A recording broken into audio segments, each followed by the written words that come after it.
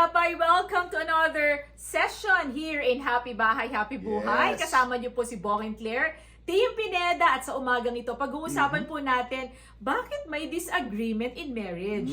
Alam naman po natin, di ba, na bilang mag-asawa, normal naman talaga yung mag-away, magtampuhan, Yes. mag-clash, lalo na nga po, magkakaiba tayo ng opinions, di ba? Pero come to think of it, bakit nga ba nagtatalo ang isang mag-asawa? Yan ang tanong. Ano ba yung mga causes ng ating mga disagreements in marriage? Unang-una na nga po dyan ay unmet expectations. Totoo yan. Tayo pong mga mag-asawa, we entered into this marriage carrying expectations from our spouses. Expectations sa kanyang roles, responsibilities, at maging sa kanyang behavior. Minsan feeling mo kailangan mahal na mahal ako ni Bong, o kailangan ipagluluto niya ako, kailangan lagi niya akong aakapin, di ba? Pero sometimes hindi po nami-meet ng ating And that's asawa vice versa, honey, lahat ha? ng expectations natin. Syempre may Yes. mga times na pumapalpak din o pumapalya, di ba?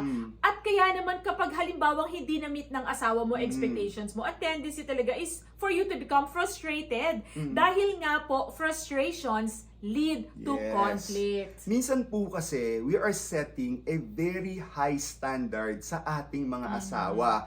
Yung tipo na hindi na siya kaabot-abot. At kahit diba? ikaw, hindi mo kayang ratingin. Right. Ikaw mismo, teka muna, mukhang Sobrang sobrang taas. taas na ng That's aking true. expectations sa aking asawa. Ito ang ating point number 2.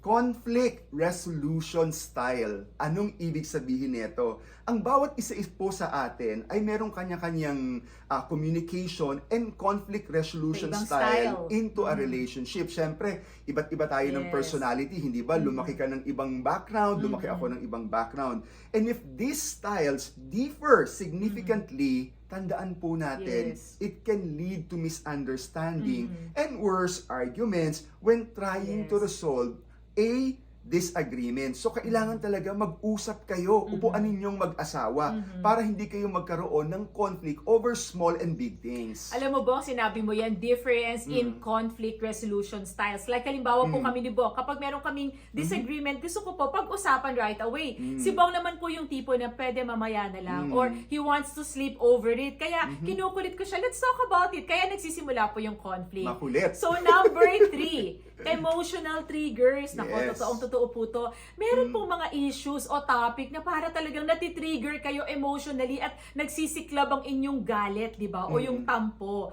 There are certain topics and issues that trigger strong emotional responses from one or both spouses due to past experiences. Halimbawa, nabanggit ni Mr. ang kanyang ex, yung nililigawan niya o kanyang girlfriend before. Siyempre, emotional trigger ko po yun, magagalit ako. At ganoon din naman po si Bong. Meron naman po mga emotional trigger na meron kayong pinag-awayan in the past. Tungkol sa bata, tungkol sa parenting style. At nauungkat na naman. Kaya parang nagbabalik po yung mga alaala dati. At natitrigger na naman yung conflict at disagreement nyo. Yes. And these emotional triggers can escalate into fights. Kaya dapat bantayan po natin ito. Tama. Ika-4 at ang pinakahuli sa lahat, personality differences.